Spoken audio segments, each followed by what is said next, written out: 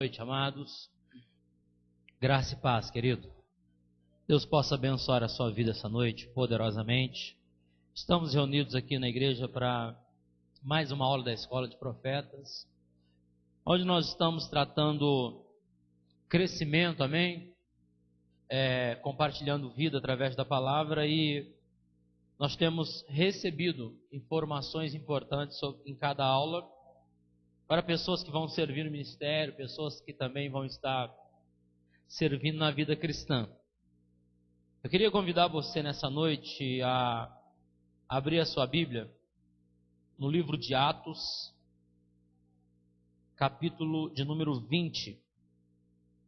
Atos dos Apóstolos, capítulo de número 20.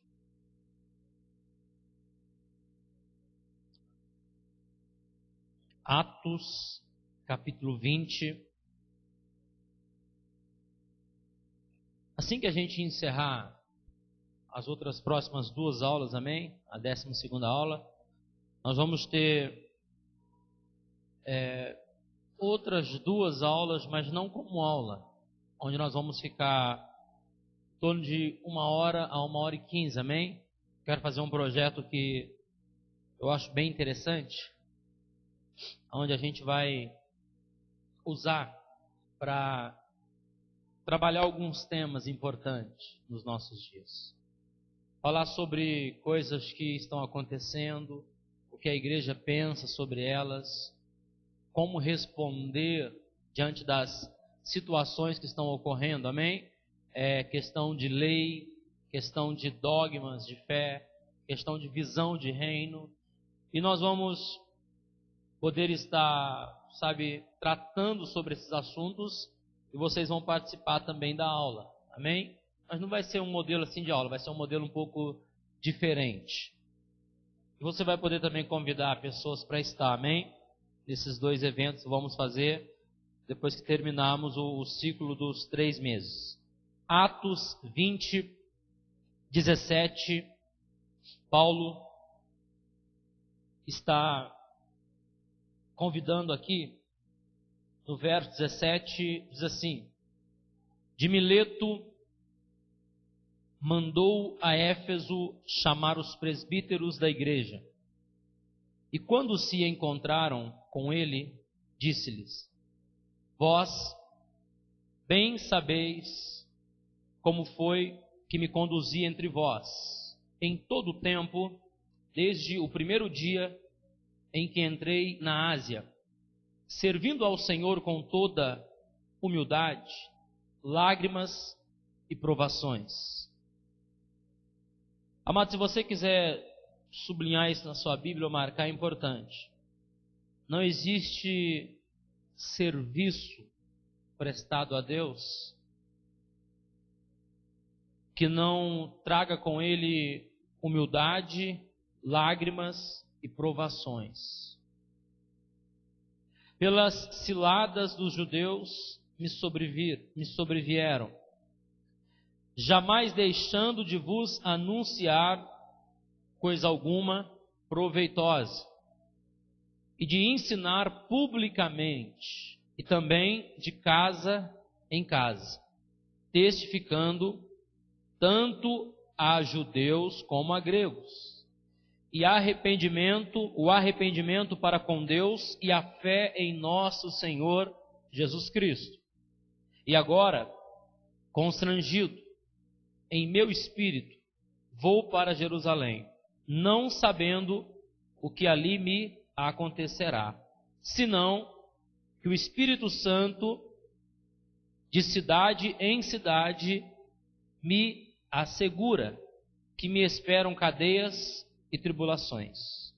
Porém, em nada considero a vida preciosa para mim mesmo, contanto que complete a minha carreira e o ministério que recebi do Senhor Jesus para testemunhar o evangelho da graça de Deus. Agora eu sei que todos vós, em cujo meio passei pregando o reino, não vereis mais o meu rosto. Portanto, eu vos protesto no dia de hoje, que estou limpo do sangue de todos, porque jamais deixei de vos anunciar todo o desígnio de Deus. Atendei por vós e por todo o rebanho sobre o qual o Espírito Santo vos constituiu bispos para pastoreares a igreja de Deus, a qual ele comprou com o seu próprio sangue. Eu sei que, depois da minha partida, entre vós penetrarão lobos vorazes, que não pouparão o rebanho, e que dentre vós mesmos se levantarão homens, falando coisas dentre vós mesmos, se levantarão homens falando coisas pervertidas, para arrastar os discípulos atrás deles. Portanto, vigiai, lembrando-vos de que, por 3 anos, noite e dia, não cessei de admoestar com lágrimas a cada um. Agora, pois, encomendo-vos ao Senhor e à palavra da sua graça, que tem poder para vos edificar e dar herança entre todos os que são santificados. De ninguém cobicei prata, nem ouro, nem vestes. Vós mesmos sabeis que estas mãos serviram para o que me era necessário, a mim e aos que estavam comigo. Tenho-vos mostrado em tudo que, trabalhando assim, é mister socorrer os necessitados e recordar as palavras do próprio Senhor Jesus. Mas bem-aventurado é dar que receber. Até aqui dá para a gente tratar sobre o que a gente vai falar aqui hoje, amém? Você quer anotar? Hoje nós vamos falar de 3 coisas que Paulo fala que umas esteve e outras não, mas sempre estão, e às vezes não, na nossa vida. Amém? Se você quiser anotar, nós vamos falar de 3 coisas: inveja, generosidade e trabalho. Amém? Isso faz parte da vida, amém? Da vida cristã. Vamos falar do lado de fora, vamos falar daqui de dentro, amém? Então é muito importante que você veja como que Paulo ele vai narrar a condição dele. Paulo não quer ir até a igreja em Éfeso, porque seria muito difícil a despedida. Então ele pede para que os líderes da igreja venham até Mileto, para que ele possa dar a eles uma informação, a última informação, pessoalmente. E é interessante que, se você lesse depois na sua casa o 36, 37, 38, você vai ver que Paulo começa a orar com eles, eles não aguentam. Eles começam a chorar de joelhos. Eles se entristecem o rosto. Eles não conseguem assimilar a dificuldade que vão enfrentar. E uma coisa é a vida deles durante 3 anos. Fala para o seu irmão, Paulo ficou 3 anos ali em Éfeso, direto, pastoreando com eles, ajudando eles, sempre ali. E agora ele tem que partir, tem que ir para Jerusalém. O espírito de Paulo está em luta com ele mesmo. Há uma luta interna dentro dele. Ele não sabe o que vai acontecer em Jerusalém. Porque de Jerusalém, ele tinha que completar a carreira e ir para Roma. Nós conhecemos bem a história de Filipenses 4, de Timóteo 4, onde vai haver as narrativas do ministério e o encerramento dele. Mas, querido, nosso irmão Paulo, ele vai falar sobre: em nenhum momento cobicei prata, nem ouro, e nada entre vós. E isso é conhecimento de vocês, dos líderes da igreja. E por que Paulo está dizendo isso, amado? Que Paulo ele vai usar um termo dizendo que muitos haveriam de se levantar, vir de fora, com outros projetos, com outras intenções. E eles que haviam durante 3 anos ouvido de Paulo, aprendido de Paulo, deveriam estar firmes na palavra. Existe uma frase de reflexão que eu estava lendo num livro do Dr. Shedd, um grande líder, amém? Que ele diz assim, fala para o seu irmão, essa frase de um grande homem de Deus, diz assim: todo pastor tem um pouco de lobo. Repita isso, todo pastor, líder, tem um pouco de lobo. Dr. Shedd fala que é por isso que a igreja, os cristãos, eles têm que ter o conhecimento bíblico.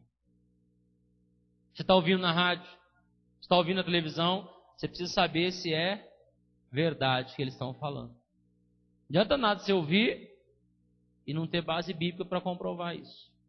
Às vezes até aqui a gente está pregando aqui, de repente sai uma palavra lá, opa, essa palavra não está na Bíblia não, pastor. Até aqui, em qualquer outro lugar. Quando ele fala isso, ele não está dizendo que todo pastor é lobo, ele está dizendo que há momentos na vida de todo líder que eles vão agir impulsionados pela carne. Então diga para o seu irmão, quando você age na carne, é lobo. Tem que tomar muito cuidado. Vocês também. Há momentos na vida de vocês que vai acontecer isso. Quando vocês agirem na natureza terrena, na carne. Então Paulo está falando disso, olha, cuidado, que quando a pessoa se levanta na carne, é lobo. Isso é muito importante no ministério. Às vezes o pastor é uma bênção. Uma bênção. Homem de Deus, tremendo. Mas se a carne entra, vira lobo. É isso que vocês têm que entender. Então a inveja, Paulo fala da cobiça, mas de uma forma que ele luta com isso, e não só em Atos, mas também em outras, como em Romanos, em outras cartas ele fala sobre isso. Fosse uma luta interna, como se ele já tivesse enfrentado esta acusação por outros líderes. Até um texto em Coríntios fala que ele expõe claramente dizendo o que trabalha não pode comer do trabalho. Então só os irmãos de Jerusalém, que são apóstolos, podem andar em suas caravanas com mulheres?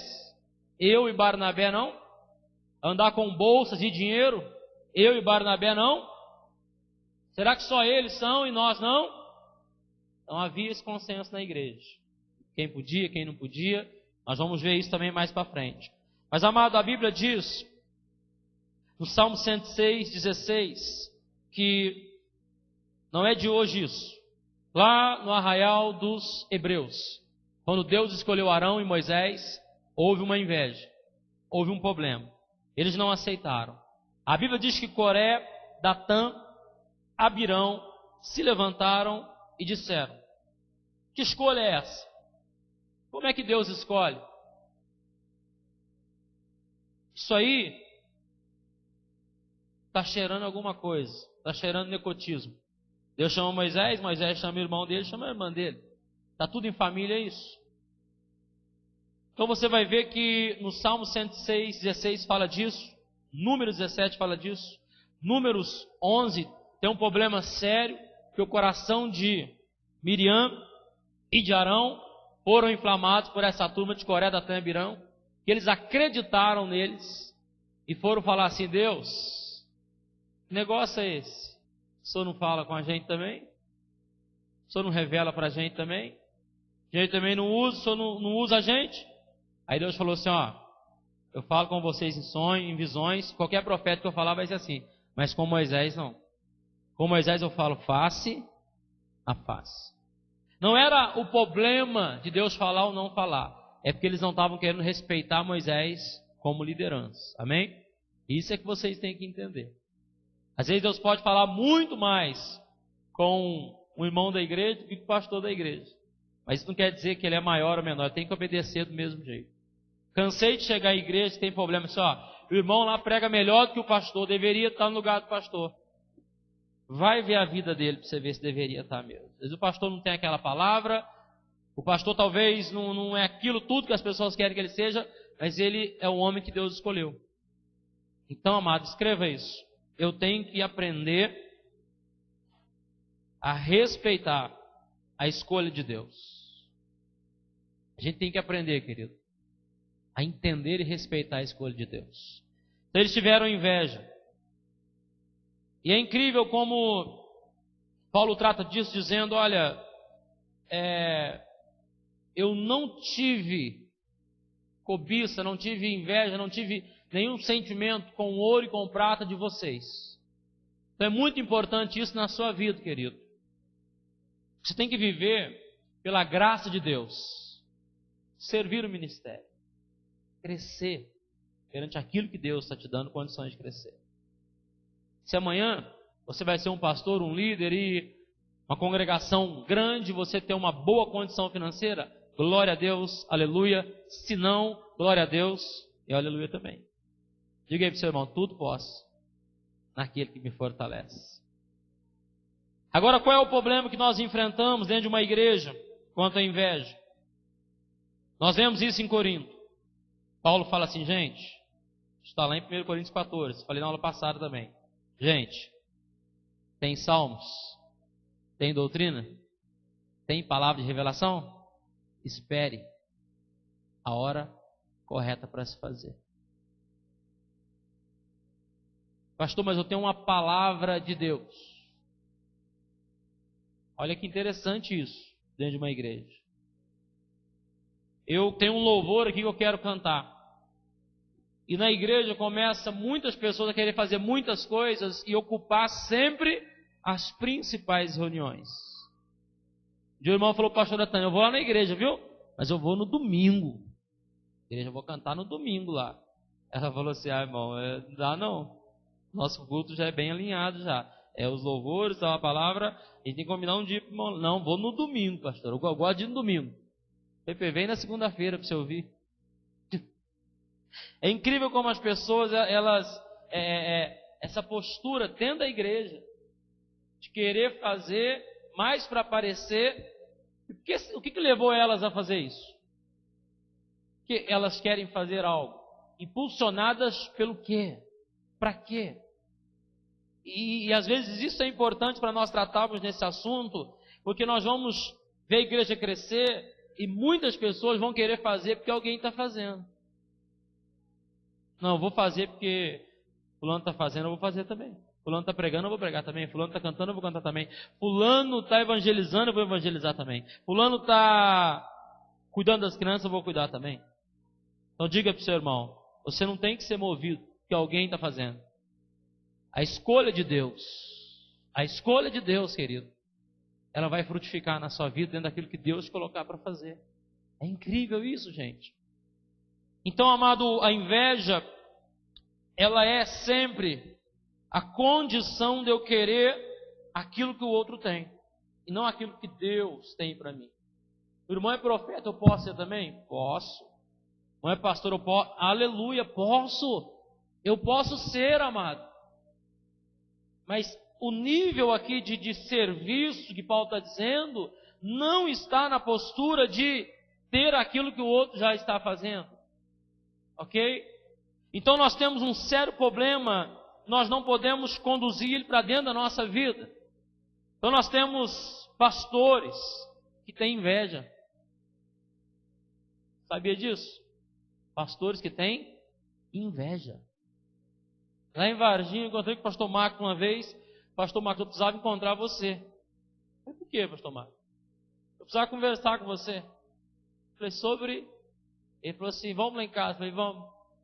E a conversa foi tomando um rumo diferente, que eu não gostei. Ele falou assim, não, porque fulano falou algumas coisas, isso, aquilo, da igreja de vocês, e chegou ao final da coisa. E ele falou o quê? E eu falei, não tem nada para dizer.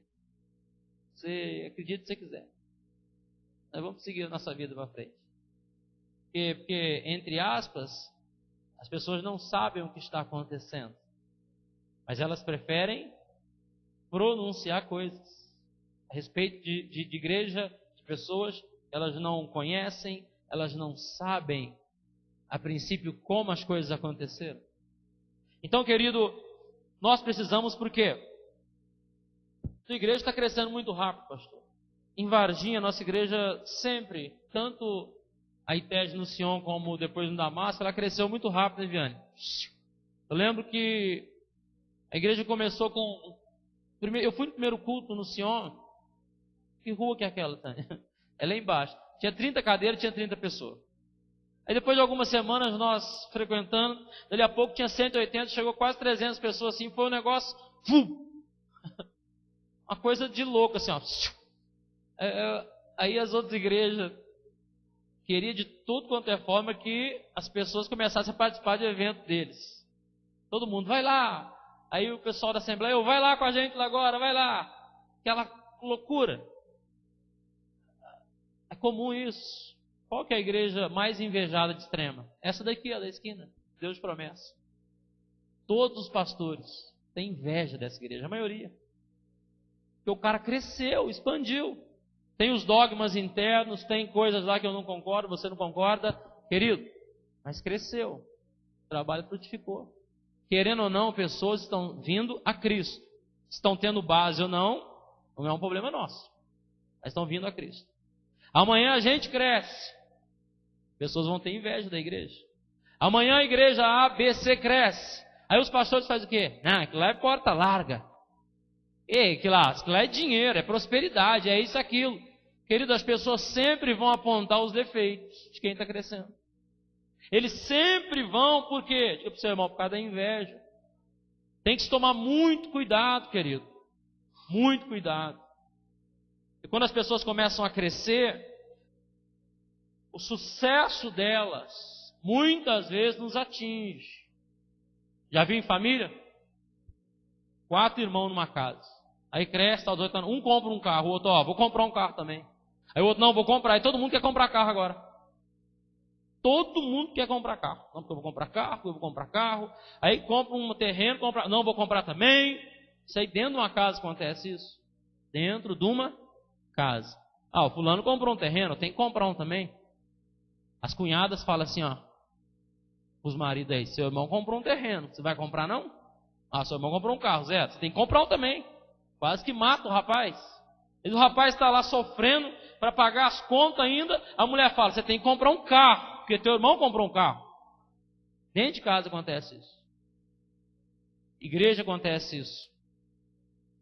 Estou comprando um carro zero na igreja lá. Tem que comprar também, porque senão você não está prosperando. Aí eu vou comprar. Não precisa. Ter visão. O que muitas vezes impulsiona a gente a comprar, a fazer, é um sentimento de querer possuir aquilo que o outro possui. Muito cuidado, querido, ao julgar a questão. Tomar muito cuidado, amém? Até com a questão, vou vir pregar aqui amanhã, pastor. Aí você vem, não tem mensagem, você começa a falar. Aquela igreja, aquele pastor, fulano de tal, ciclano, beltrano. Vai ver se essas pessoas são invejosas ou não. Aí arruma um monte de problema. Porque a igreja é isso, porque pastor é aquilo, e aquilo outro. Irmão, tem que ser sincero com você numa coisa. As escolhas que Deus fez, Deus não está preocupado com o que a gente acha delas. Deus fez. A gente tem que aprender, querido, a crescer. Porque senão, a gente vai sempre ter essa visão aqui, tudo que acontece na minha vida, tudo que acontece na vida do meu próximo, tudo que acontece na vida da sociedade, é fato. Acontece. A gente não pode ser impulsionado a acreditar que as coisas vão acontecer só com a gente. Então Paulo está exatamente mostrando isso, gente. Eu, na minha vida toda, eu aprendi. Me contentei no pouco, me contentei no muito. Em nenhum momento saí de onde estava porque sabia que regiões eram melhores. Não, eu passei o que tinha que passar. Então o contentamento é muito importante na nossa vida. Diga para o seu irmão, você tem que aprender a se contentar com as coisas. Contentamento é diferente de comodismo. Ok? Contentamento, querido, é se alegrar com aquilo que você está recebendo de Deus agora. Comodismo é, tá bom demais a minha vida aqui, fazer mais nada não. Toca o barco aí, vou ficar desse jeito. Isso é comodismo. Contentamento é, eu vou trabalhar, vou crescer, vou melhorar, mas estou feliz já com aquilo que Deus tem feito na minha vida. Agora o que ocorre na vida das pessoas é, eu estou ganhando X, mas tem alguém que trabalha comigo que ganha X mais Y. Eu preciso ganhar que nem ele. Aí já começa a arrumar um jeitinho de chegar lá. E quando não dá, coloca um tapete lá. Vou puxar ele, porque ele saindo, eu alcanço a vaga dele. O ser humano é assim. Isso é inveja. Igrejas têm inveja de outras igrejas. É só você entrar no Facebook, tem aquela igreja que tudo que acontece lá, ela posta. Tudo que acontece lá, o irmão posta. Congresso não sei do que, missões não sei do que, não sei do que, não sei. Tudo vai para o Facebook. É para mostrar para outra igreja. Sabia? Tem um pastor que você viu aí você viu a nossa postagem? Eu falei, eu não vi não. Mas é incrível, posta e ainda liga para ver se eu posto. Aí eu falei para os irmãos, posta no Facebook lá, só para fazer inveja. Faz isso não. Se eu postei um vídeo de edição para os jovens, jovens da montanha, aí um monte de gente já ligou para isso. Nossa, será que eu postei esse vídeo? Talvez alguém falou assim, vamos fazer um evento desse aí? Vamos fazer um evento. Quem sabe às vezes vai fazer até na nossa frente. Tem igreja que faz isso. Fica sabendo, já teve igreja que eu fiquei sabendo, que o pastor havia agendado um pregador para o outro ano, o cara descobriu, trouxe o cara antes na igreja dele. Inveja. Então, amado, você vai ver isso, amém? Dentro da igreja. Diga para o seu irmão, no nosso meio, é comum, vai ter inveja. Lá fora, imagina então. Então, querido, entenda isso de uma forma bem clara. Quando é que a inveja, ela entra? Quando eu me deixo me mover pela carne. Sempre. Só existe inveja nos pastores, nas igrejas, nos cristãos, quando eles são mais carnais do que espirituais. Isso é uma realidade. Segunda coisa que nós vamos falar, generosidade. Amém? Ser generoso. Sabe o que Paulo disse em 2 Coríntios capítulo 8, verso 2, sobre a atitude que os macedônios tiveram para com os irmãos mais pobres que estavam na Judéia? Paulo disse assim, 2 Coríntios 8, 2, porque no meio de muita prova de tribulação, manifestaram a abundância de alegria, e a profunda pobreza deles superabundou em grande riqueza da sua generosidade. Amado, é incrível como não há limites para ser generoso. Independente da condição que nós temos, se você for generoso, a Bíblia diz que você vai superabundar em grande riqueza sua generosidade. Amado, também nós temos, olha, o Salmo 37, 26. Anote isso, Salmo 37, 26, que diz assim: Ele é sempre generoso e empresta, e a sua descendência é abençoada. Amado, generoso, ele é abençoado.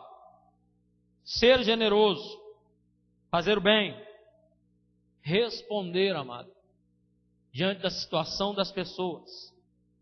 Ser generoso, querido, é proveitoso para a sua vida, para a sua família. Também nós temos outros textos que eu vou falar para você. 1 Timóteo 6,18. Os que praticam generosidade, o bem, se enriquecem de boas obras. são liberais e generosos. Amado, a Bíblia diz que ao liberal Deus acrescenta.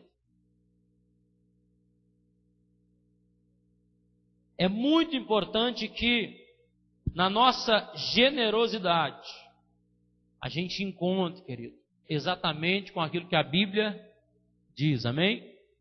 Olha um texto que eu vou ler com você agora. Efésios capítulo 6, verso 8. Olha como que isso tem que estar internalizado em nós. Efésios 6, 8. Certos.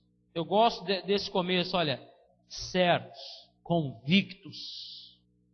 Ou seja, eu tenho certeza disso. Eu estou convicto. Nada vai me fazer mudar essa forma de pensamento. Certos de que cada um, se fizer alguma coisa boa, receberá isso outra vez do Senhor. Quer seja servo, quer livre.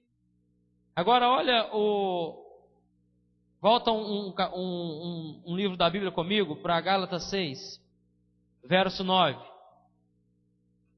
Paulo fala assim aos Gálatas, no capítulo 6, verso 9.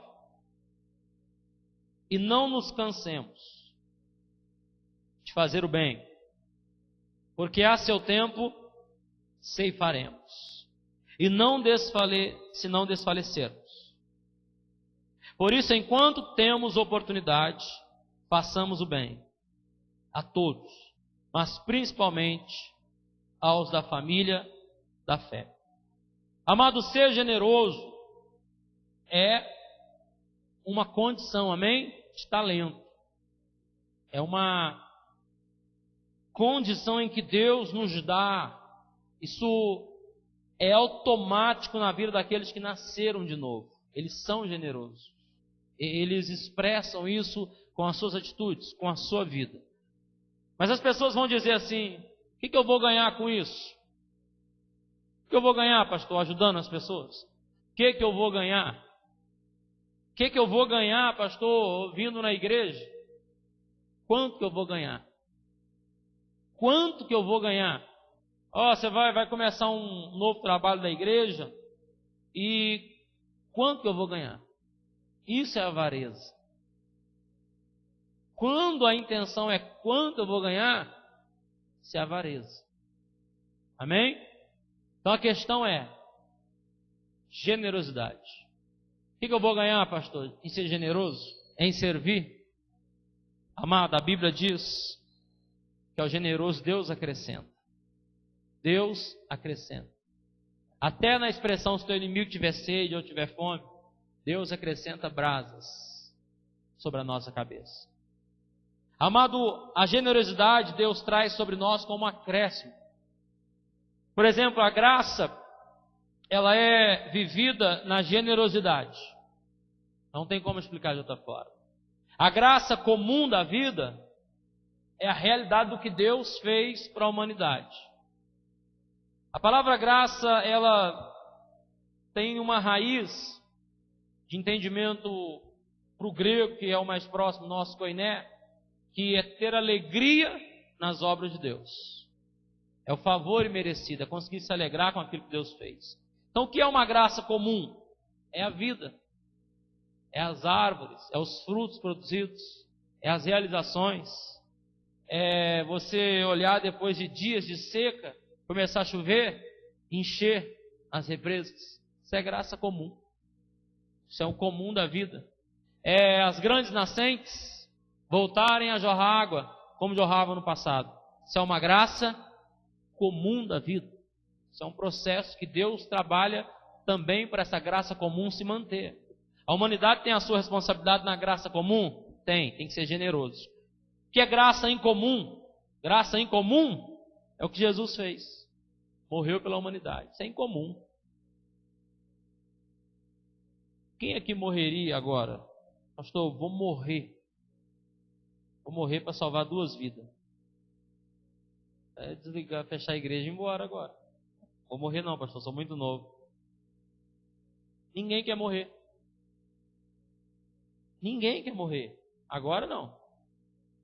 Não, pastor, quando eu estiver velhinho, ter vivido já, eu quero morrer, mas agora não. Então, graça em comum, biblicamente, só pode ser vivida por aqueles que realmente entenderam que Cristo morreu.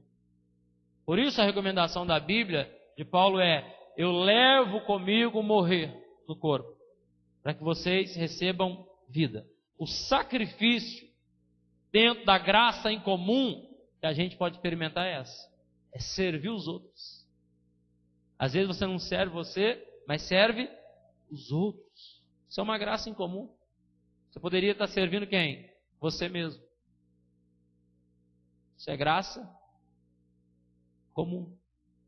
Servir você mesmo? Graça comum. Mas eu quero servir o outro. Aí é uma graça incomum. Eu vou renunciar à minha própria vida para que o outro viva, para que ele receba vida. Isso é uma graça incomum. Só o Espírito Santo pode fazer isso na vida das pessoas. Amém? Amém? Terceira coisa que eu quero falar, e nós fechamos isso, está relacionado ao trabalho. O trabalho, ele é muito importante para os da fé. Tudo que você exerce, amado, traz como benefício para a sua história. Tudo. Paulo, ele usa isso em Atos 20, o texto que nós lemos, Atos 20.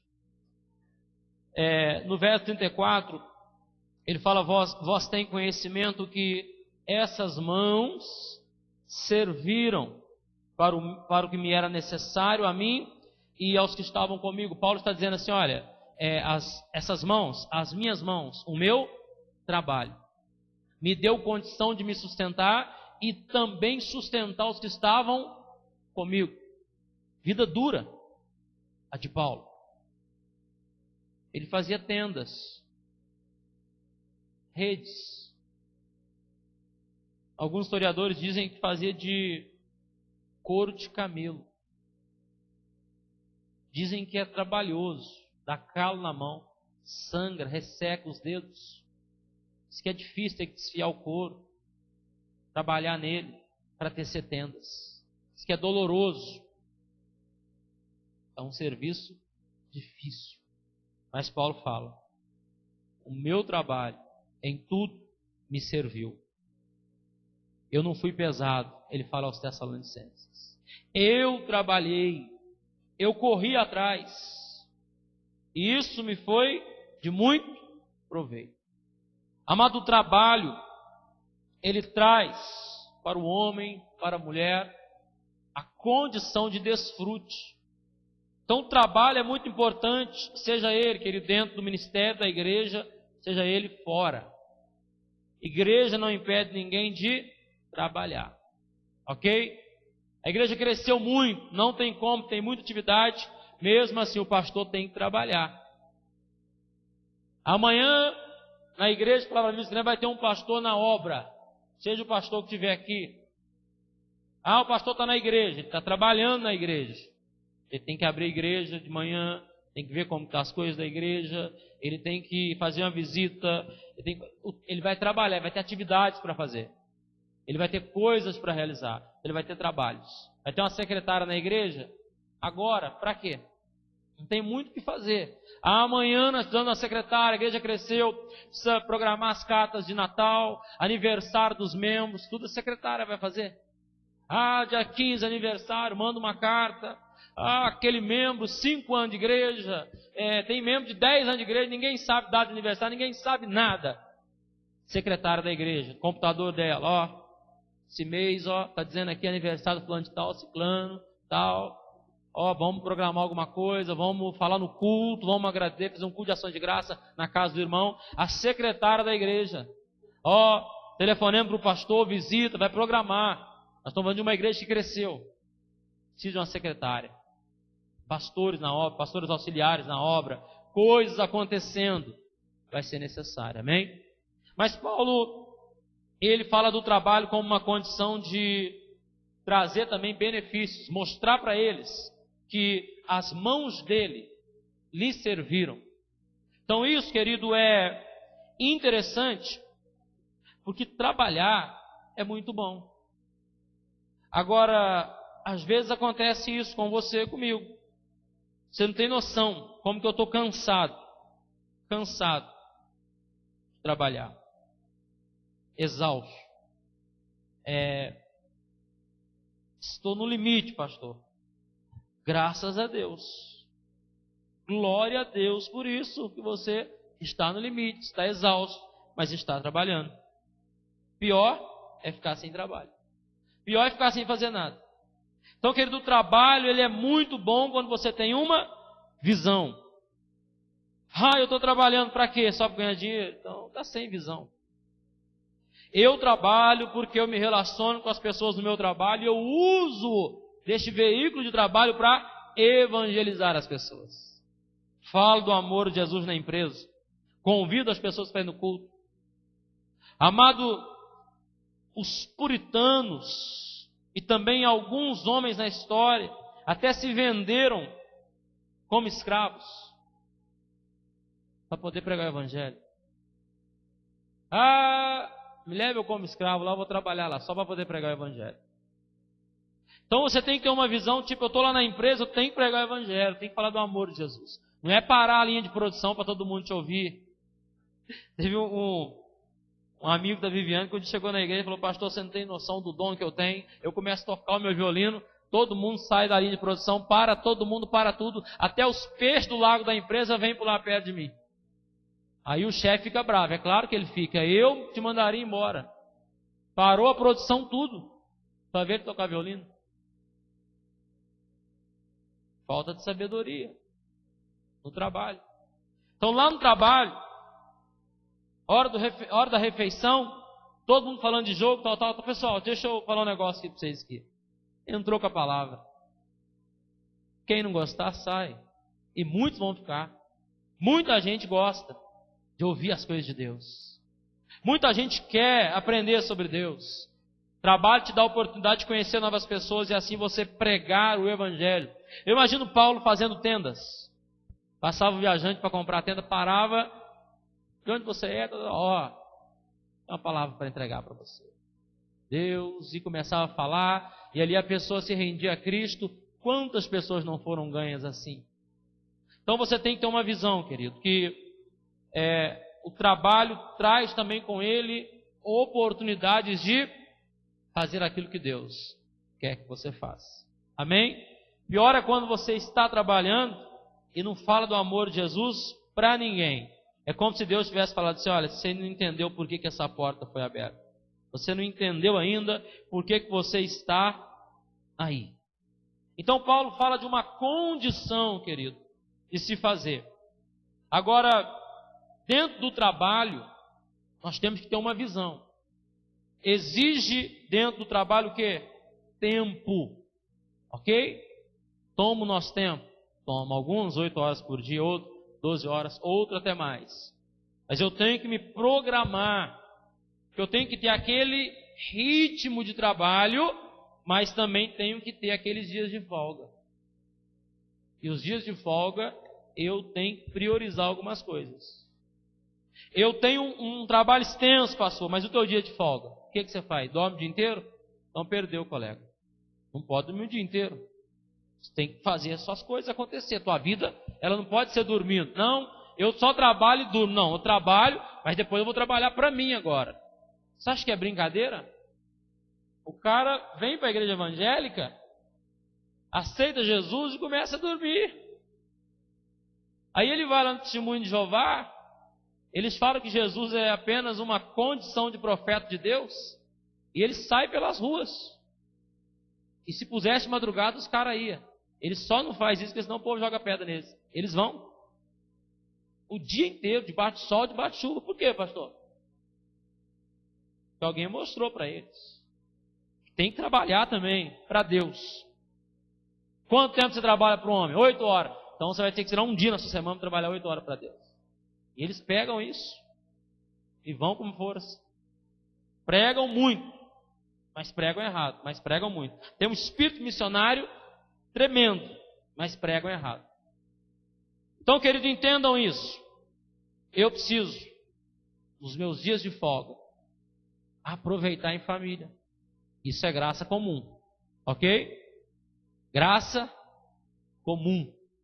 Eu estava rindo esses dias que eu sintonizei assim, a gente está procurando rádio aqui em Extrema, não é brincadeira rádio. Você pegar uma rádio gospel e de repente coloca uma rádio lá e você não sabe às vezes o que está tocando.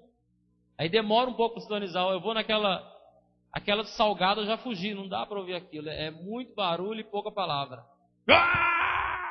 Meu Deus! Eu falo assim, nossa. Aí estourar o alto-falante.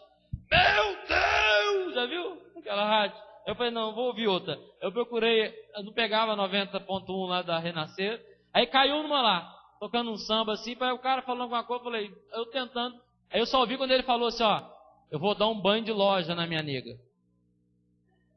Aí eu falei assim, olha, vou dar um banho de loja na minha nega. Vou dar um sapato bom para ela. Vou cuidar dela. Aí ele falou assim, ó, porque amor se demonstra assim. Isso é graça comum. Pelo trabalho. Falando que eu ouvi. Eu achei interessante, mas não fiquei com aquilo, mas eu fiquei pensando porque isso é graça comum, gente, no trabalho. O trabalho te dá condições de fazer isso. Ele falou, quem ama demonstra. Aí eu peguei e falei, caramba, o cara, eu no trabalho, uma graça comum, na música popular brasileira, o cara falando de algo dentro da graça comum, que é o trabalho, que cada um tem que fazer. Você tem que trabalhar para sua esposa, marido. Tem que trabalhar para o seu marido, esposa. Seus filhos, pela sua casa. Filhos trabalham também para os pais. Irmãos trabalham pelos irmãos. Pastor trabalha pela igreja. A igreja trabalha pelo pastor. Quem aqui, que o dia que vai pôr aquelas coisas bonitas em casa, toda casa tem aquela foto da família, põe só da esposa. Põe só do esposo. Não, tem que ter aquela foto da família. Não, vou pôr só do filho aqui. Não, tem que ser de todo mundo. Então, amado, o trabalho, ele traz para todo mundo essa bênção também na graça comum, amém? Então, é importante que eu entenda trabalho e trabalho. Por isso, Paulo fala assim, olha, o trabalho na igreja, escuta essa, o trabalho na igreja, ele será muito bem feito, porque quem antes trabalhou em casa. Espera aí, pastor, o que o senhor está dizendo?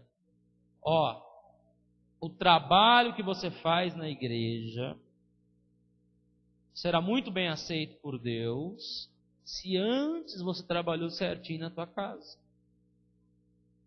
Lembra aquelas igrejas que a irmã convertia e enfiava dentro da igreja lá? Queria ficar 24 horas dentro da igreja. Aí o marido chegava em casa, cadê a mulher? Está na igreja. Cadê a mulher? Está na igreja. Cadê a mulher? Está na igreja. E ela falava assim, ó, e se você não for para a igreja, o pastor falou que é para me largar de você. E antigamente era assim. Você não sabia, não? A nossa igreja já foi assim também. Não, mas você tem que vir para a igreja, ficar na igreja. Se o marido não quiser, era assim. A gente parou para pensar doutrinariamente do que Paulo falou, que não era assim. Paulo falou que não os deixe por isso, amém? Aí nós entendemos, tinha que ter mais sabedoria. Mas nós já pensamos assim também. Fiava dentro da igreja, esquecia de família, esquecia de tudo. Opa, Jesus morreu pela igreja já. Quer que morrer, morra pela sua família. Amém? Então, amado, entenda isso. Eu preciso, nos meus dias de folga, investir em família. Eu preciso, como pastor, pegar a pastora, pegar os meninos, ter o nosso dia, sair, fazer alguma coisa. Nós. Ok? Você não precisa ficar com ciúme não, amém? Não fique com ciúme. Eu e a pastora, e os meninos. Você, sua esposa, seus filhos, fazer alguma coisa. Entre vocês. Não precisa ninguém saber. Lá no grupo do Extrema, palavra Extrema. Ó, tô aqui. Para quê? Para com isso. Tô com a minha família, desliga o zap. Nesse dia, só leva o celular, porque pode acontecer uma urgência, tem que ligar. Mas desliga o zap, desliga tudo, fica lá só com a tua família. Ok? Faz isso para você ver como que Deus vai te abençoar. Muitas pessoas Perderam no trabalho, dentro de casa isso. Perderam. Como que é bom quando a família inteira está fazendo junto a faxina? Um vai para a sala, outro vai, todo mundo falando, gritando, quarto, e grita, e fala, e ouve som, e canta louvor. Coisa boa, família. Isso é bom. Você tem que fazer isso. Você desfruta da graça da vida, amém? Eu vou falar algo aqui que talvez não seja a tua realidade, mas deveria ser. A cada 3 meses de trabalho, você tem que ter pelo menos 5 dias. Não é a realidade do Brasil isso. Amém? Porque o Brasil é 1 ano e o cara tira 10 dias de férias e olha lá, se pudesse trabalhar ele para receber. Amém? Então você tem que a cada 3 meses ter 5 dias para você. Dar uma viajada, sair, amém? Se programar novamente. Nós estamos falando de um pastor aqui em Atos 20, que ele disse assim, olha, nós estamos aqui, está tudo acontecendo assim, eu estarei indo. Ele começou a falar agora de projetos futuros. Eu quero completar a minha carreira. Eu tenho que ir. Vocês ficam aqui, recomendem a igreja, cuidado, vigiem sobre muitas coisas, mas eu estou indo. Projetos futuros. Amado, e aí? Trabalho. Estou indo. Eu estou indo para o trabalho. Você tem que ter essa visão. Os filhos crescem. As famílias sempre começam com 2. Não é? E terminam com 2. Vocês sabiam disso? Você não sabia disso não? Sabia não, Tânia? Vai chegar um dia que não vai ter grito de criança lá em casa mais. Os meninos vão crescer, vão para a faculdade, vão arrumar as namoradas, vão casar e... Fica nós 2 lá se aguentando lá. Sabia disso? Bom é a terceira dobra, né? Jesus é ela, né? Por isso que não se quebra as outras 2, porque ele é sempre a terceira dobra. Então eu preciso, querido, futuro, tem que pensar nisso. Eu tenho que pensar nisso. Você tem que pensar nisso. Amado, nós temos que ter uma visão de trabalho nessa posição. Paulo está dizendo, gente, eu trabalhei para isso, eu vou me apresentar agora, não sei o que vai acontecer, a não ser o que o Espírito Santo me fala, que vai ter perseguição e tribulação para mim, mas eu vou concluir, eu vou completar a carreira de Cristo. Então você tem que trabalhar para isso. Isso é muito importante. Agora tem uma coisa no trabalho que eu anotei aqui, que é muito importante. Anote isso. É muito importante. Eu preciso crescer durante o trabalho. Eu preciso crescer trabalhando. Não há um anexo que não te leve a entender isso, crescer durante o trabalho.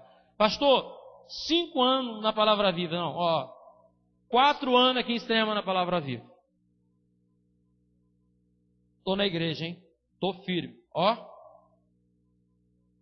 Trabalhei 5 anos, 10 anos, 15 anos, 20 anos na igreja de trabalho. Trabalhei para os outros. Servi, toquei. Fiz um monte de coisa na igreja. Mas e aí, amigão? Cresceu na Bíblia? O que você aprendeu? Desenvolveu? O pastor não te orientou? O que aconteceu? O que aconteceu com você? Vai esperar daqui 10 anos agora para continuar falando? 20 anos? Tinha um irmão lá, a gente encontrava com ele, a Tânia. Ele falava assim, você lembra lá em 98? Você lembra? 2000? Como Deus me usava. Mas não tinha Bíblia, é sempre o mesmo fato.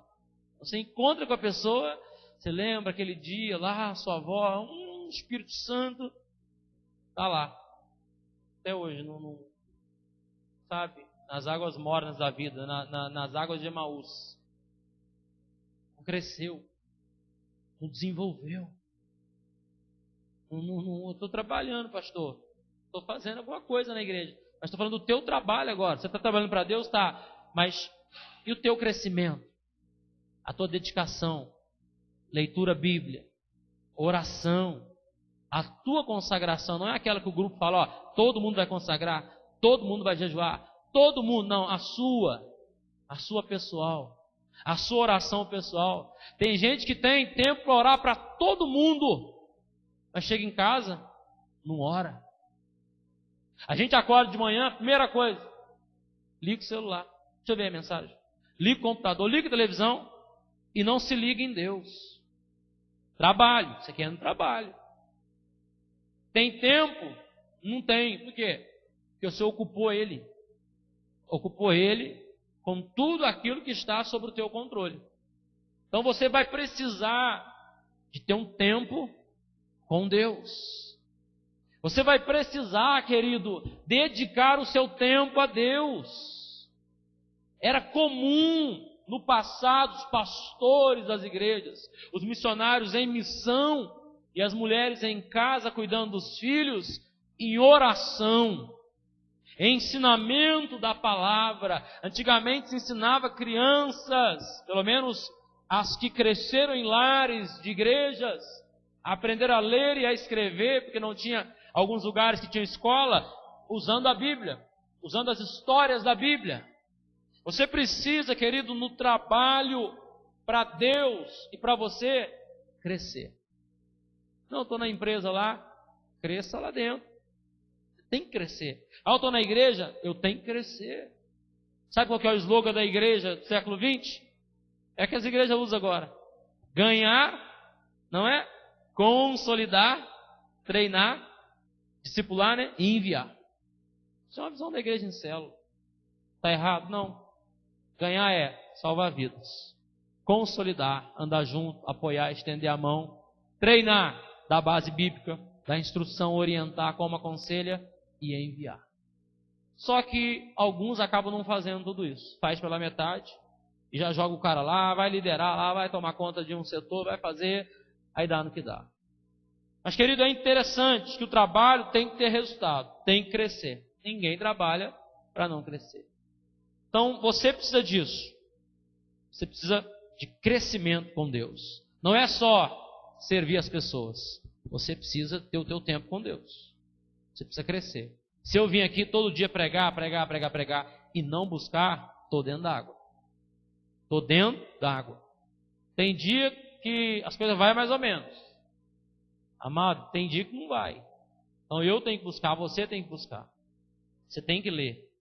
Às vezes eu brinco com os meninos, falo, já viu isso tal? Coisas que eu já vi lá em 98, 99, 2000, coisas de antigamente. Mas está na Bíblia. Posso não saber onde está. Depois eu te mando. Eu tenho que me reprogramar para lembrar. É tanta coisa que é. Mas Jesus cantou, viu? Naquele culto. Lá com os discípulos. Ele cantou um cântico tremendo. Salmo 113 ao Salmo 118. Que eram os cânticos que eles cantavam. E ele cantou e falar para você. Os discípulos foram arrebatados. Imagina Jesus cantando. Se pregando o negócio. Já, imagina ele cantando. Você não tem noção. Tremendo. Então fala assim para o seu irmão. Você precisa crescer. Isso é uma recomendação da Bíblia. Cresça na graça e no conhecimento do Senhor Jesus. Quando eu cresço, as pessoas que estão perto de mim são abençoadas, recebem da mesma graça que eu recebi, e isso faz a diferença na minha vida. Amado, curva a sua cabeça agora. Eu oro para que o Espírito Santo ele venha te dar entendimento. Eu oro para que o Espírito Santo possa mover a tua história, mover a tua vida. Eu oro para que você cresça nessa graça comum e incomum. Eu oro para que sobre a tua vida, querido, a generosidade tome conta do seu ministério, da sua família. Seja generoso em tudo. Pronto a ajudar. Dentro da condição que você tem, está vivendo. Amado, esteja pronto para auxiliar no ministério de socorro da igreja, no ministério de socorro da sociedade. Ajude. Independente de quem, faça, querido, alguma coisa. Faça a sua semeadura em alguém. Faça a sua semeadura de forma correta em Deus. Que o Espírito Santo possa ministrar o teu coração essa noite. Você precisa crescer. Deus tem te chamado, querido, para um crescimento. Você não pode só ficar ouvindo, só ficar servindo. Também, você precisa ter um momento com Deus. Você ora pelas pessoas, amém? Eu sirvo as pessoas, amém? Eu prego o evangelho para as pessoas, amém? mas eu preciso ter um momento com Deus. Hoje nós vamos dedicar um período dessa aula, terminando agora, para você ter um momento com Deus. Só você e Deus. Você vai falar com Ele agora. Você vai ocupar alguns minutos do seu tempo, alguns segundos. Você vai ter uma conversa com Deus. A gente está tão religioso que as nossas conversas com Deus é sempre as mesmas. E Jesus falou, quando você for falar com o Pai, não use como os religiosos, palavras vãs e repetições. Ele disse, fala com o Pai assim, Pai nosso que estás no céu. Ele estava dizendo, querido, que nós devemos ter uma conversa muito sincera com Deus. Eu ando conversando muito com Deus. E às vezes pela manhã, pela tarde, eu falo com Ele. E eu falo, Deus, estou um pouco chateado. Está acontecendo isso, aquilo. Às vezes eu falo, Senhor, como que deve estar no céu aí agora? Deve estar uma coisa linda. Os anjos aí, tudo acontecendo. E a gente aqui na terra. Papai, tenha uma conversa com Deus agora. Conversa com Deus. Agradece Ele. Tem coisas que você até hoje não agradeceu ainda. Tem coisas que até hoje você não parou para pensar que Deus fez na tua vida. Amado, generosidade é para aqueles que sabem o que é gratidão. Fale com Deus agora, aí, no seu íntimo. Nós sabemos falar com Deus pela nossa família. Nós sabemos falar com Deus pedindo ajuda pelo amigo. Nós sabemos falar com Deus para ajudar alguém. Mas agora, como nós vamos falar com Deus para nos ajudar? Isso é um tabu na igreja. As pessoas oram tanto pelas outras pessoas, mas não oram por elas. Elas não conseguem ter um momento de intimidade com Deus.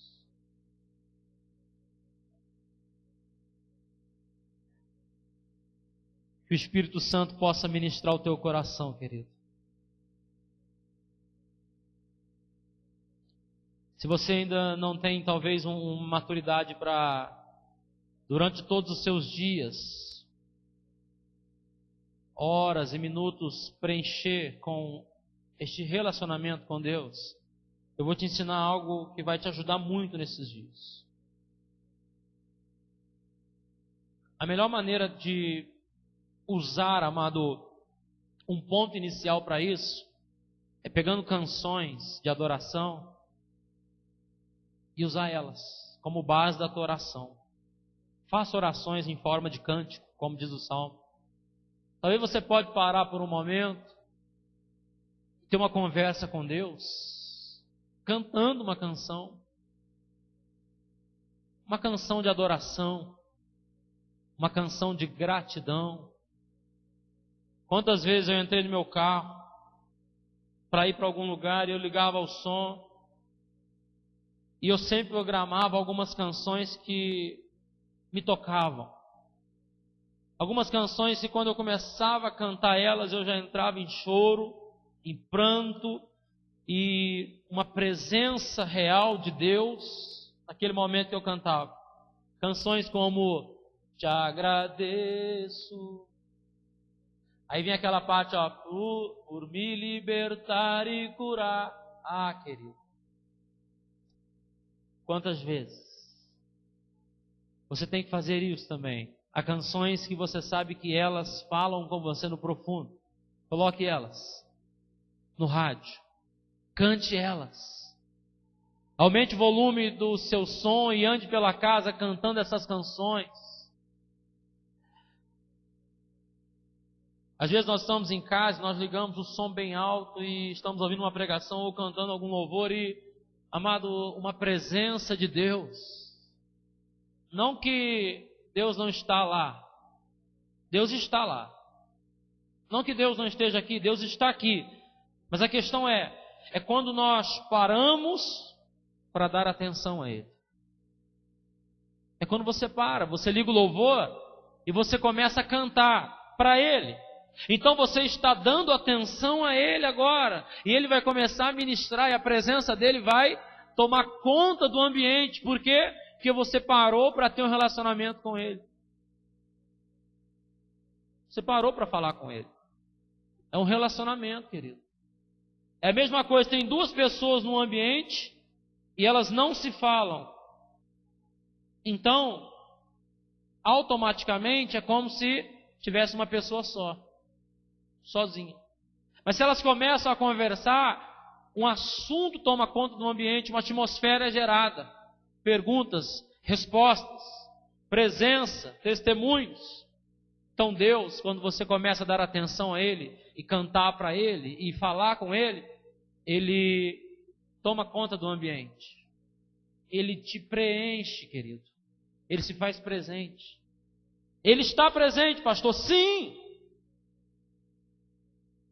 Mas só se torna notório quando você começa a falar, cantar, buscar a presença dEle. Aleluias! Isso é tremendo, amém? Isso é prazeroso. Nós sabemos, Pai, que o Senhor está presente em todos os momentos da nossa vida. Nós sabemos que o Senhor está presente em todos os momentos. Às vezes nós estamos distraídos, desapercebidos. Não estamos assimilando isso. E nós queremos pedir perdão, Deus, por não ter tido visão, Pai, por não ter tido condições. A Bíblia diz sobre a oportunidade, ó Pai, de ser generoso também nesse sentido de trabalho. Nos ajude, Deus, para que nós possamos manter, ó Pai, a generosidade, manter, ó Pai, a presença do trabalho em nossas vidas, em o nome de Jesus. Amém? E graças a Deus. Querido, Deus abençoe a tua vida, abençoe a tua semana, amém? Pode retornar para casa em segurança, abençoado, em nome de Jesus. É isso que nós desejamos, amém? Segunda-feira que vem nós não teremos, amém? Nós teremos um compromisso que eu fiquei um pouco, assim, até meio que sem poder dizer não, diante de tantas vezes e tantos convites, ok? Para estar com os pastores, dando uma palavra a eles. Vai ser uma segunda-feira na Batista, Sal e Luz, amém? Do pastor Rosivaldo. Então, eles vieram me convidando há algum tempo, mas não tinha como por causa da escola, e eu decidi cancelar uma segunda para isso, ok? E nós vamos ter dia 9, né? 9 aqui na igreja, uma recepção, amém? Mas vai ser bênção, amém? É um culto de unidade, onde os pastores estão presentes, também algumas igrejas estarão. Todos estão, amém, convidados a estarem lá também. Vai ser segunda, dia 9, segunda que vem. Dia 19, segunda